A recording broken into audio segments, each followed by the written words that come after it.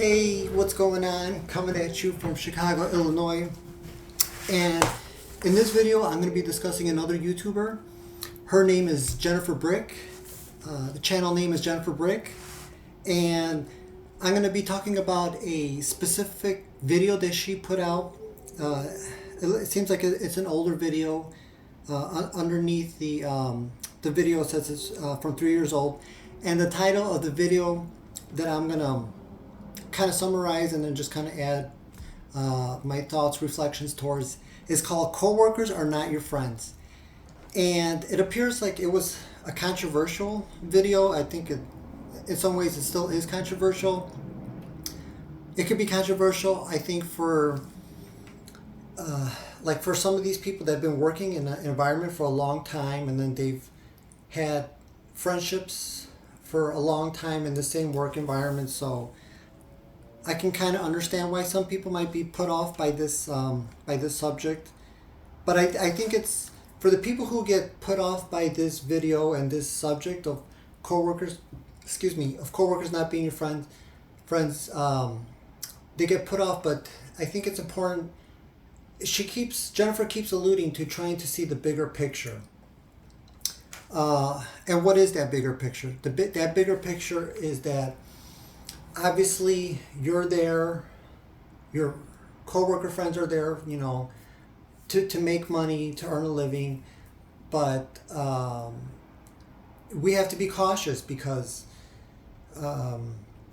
sometimes what we think are friends, what we think are sincere people at work, may not always be the case. They may have ulterior motives and trying to get ahead in their positions in their companies, and there's all sorts of things. Like, you could move on, they could move on. There's so many things that can happen in a work environment. She just wants you to be cautious. So in her video, she talks about 3 guidelines to keeping it friendly yet professional. I'm not going to get into all the guidelines. You're more than welcome to watch her video, "Coworkers Are Not Your Friends," for more in depth. But again, this is just an overview. And on her channel, in the about section, the description, this is what she has to say. She says, "Here on my channel, we're talking about everything you need to be successful AF at work." AF, I don't know what that stands for. "In your bank account and in your overall vibe. This can be tough stuff like getting over a toxic job or reinventing yourself, or as a GWRM for the week." GWRM, again, I don't know what that stands for. "My goal is for each video to inform, inspire, and hopefully have a laugh along the way." So just by reading that description, for me, she seems intuitive. She seems like she's personable to her target audience. She's kind of upbeat. I would also add there's a boldness in her. As soon as you watch the video, right in the beginning, you could tell she has her reservations about putting that, creating that video, but obviously she went ahead and she did it anyways. So I will also add she has 113,000 subscribers, so she's a successful YouTuber. So kudos for her. So in her video, Jennifer discusses how you can keep it friendly yet professional. She also says that she isn't saying that you can't make friends at work. But the thing is, even the people that you are close with are likely there contextually, meaning that your work friends are there primarily for financial reasons.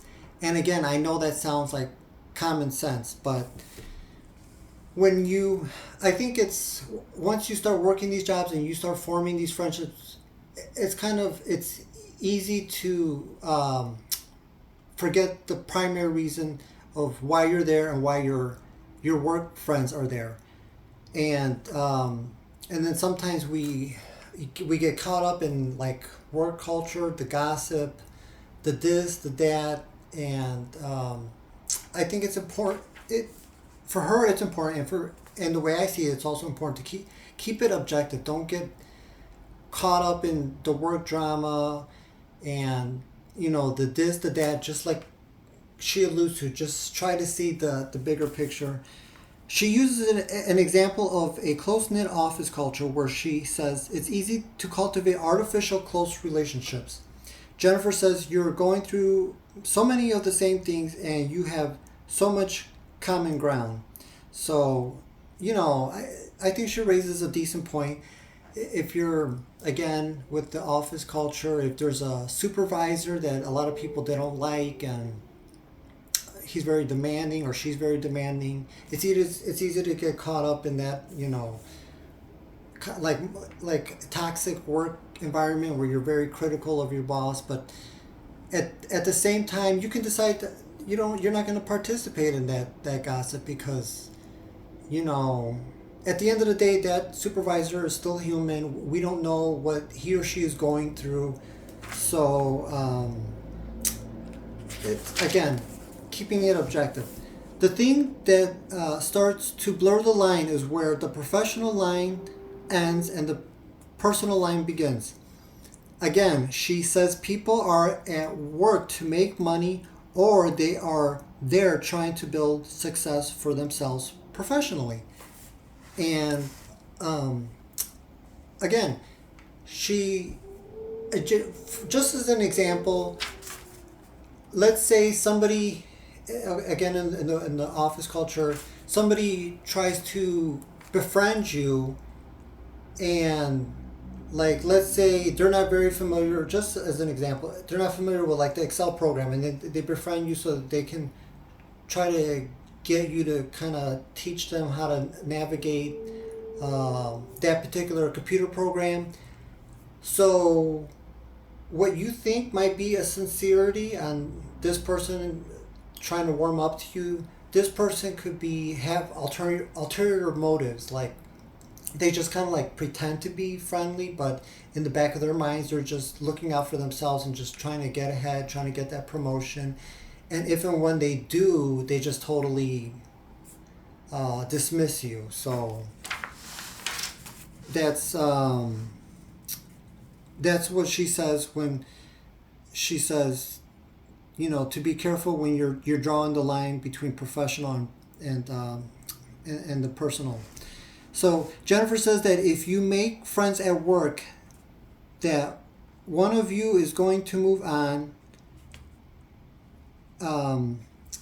either you or the other coworker. She says that even though you or that other coworker may have each other's contact info, you're probably not going to remain close friends over time. This is just kind of like my summarization of what she's trying to get at. And I think that's true at Amazon where I work. I started working with this older woman, and pretty early, like as we started befriending each other, she told me that she had diabetes and high blood pressure, and then she also had a day job.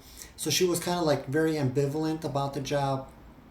And I think there was that part of me that knew that she wasn't going to end up sticking around. And then there was another part of me that didn't want to believe it, I think. So I continued to mingle with her, and then just emphasize on the friendship. But she ended up leaving for, I think, for the health reasons, and it kind of ties into this video. I'm happy that we ended up befriending each other, but it didn't end up, it was nothing in terms of like long-term friendship or anything like that. So I'll summarize this video by saying that Jennifer is never going to be the one. she's never going to be one of those people that advocate for being totally closed off, all business, all the time, super professional. Don't talk about your personal life at all. No. You work with these people and want to know something about them as they want to know something about you as well. But ultimately, you are going to have to navigate for yourself where the lines are between your professional and personal life are. How much of your personal life are you willing to share, and will there be consequences for sharing too much info? And she just like she uses an example in her video, like supposedly that she worked with a client and her client was telling her about how she told a coworker about some credit card debt that she had, and then it kind of got out there and other people were talking about her, and it was like it was a situation where it was like kind of like better left unsaid. Or if she would have decided to, discuss it outside of work, or she should have been a little bit more cautious of what she revealed. So that was the video. I'm just gonna quickly read a little passage here from this book from Susan Jeffers. It says, "The most important thing is for you to be your own best friend. Whatever you are doing, don't put yourself down. Slowly begin to discover which, for you, is the path of the heart. Which path in life will make you grow." So, what can I take away from this information? I think Susan Jeffers, she raises a very good point in her book. We do have to learn to love ourselves. I would also add to work on a relationship with your creator if you don't have a relationship. This is a very troubled world that we live in, and it's so important to have that foundation to help get us through this life, because there are so many obstacles, so many things going on, and I think it's important to have that foundation within ourselves, and then that foundation with our creator. And I do believe that our creator, that he knows that we have trials and tribulations in this life, and he extends us that opportunity to seek him out, to be able to move past those obstacles. So that was today's video. Just really quickly, I want to talk about Jennifer Brick and her boldness of putting her video out there, and then the criticism that she received in the comment section of her video. It's so important to not be swayed by other people. People will always have their opinion.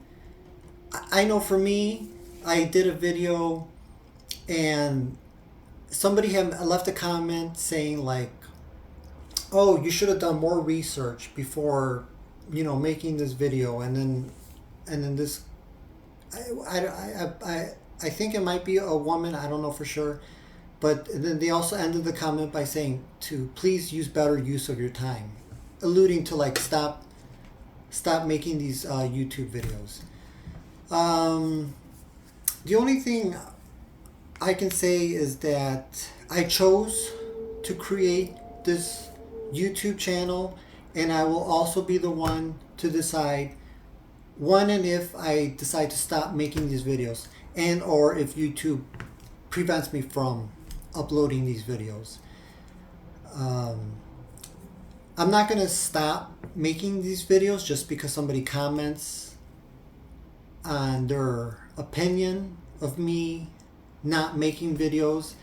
this has been such an awesome experience making these videos. I've never had an experience like this before of doing this art form.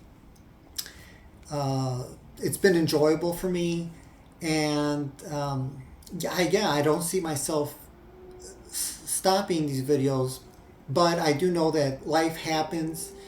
You know, if something happens where like my schedule won't permit, or for whatever reason I just decide to stop making videos, I could see myself, you know, letting you guys know if and when something like that should happen. But yeah, I'm not gonna, just because somebody posted a comment like that, I'm not gonna stop making these videos. And then just quickly, because multiple people have talked about not doing my research before doing these, thorough research before doing these videos.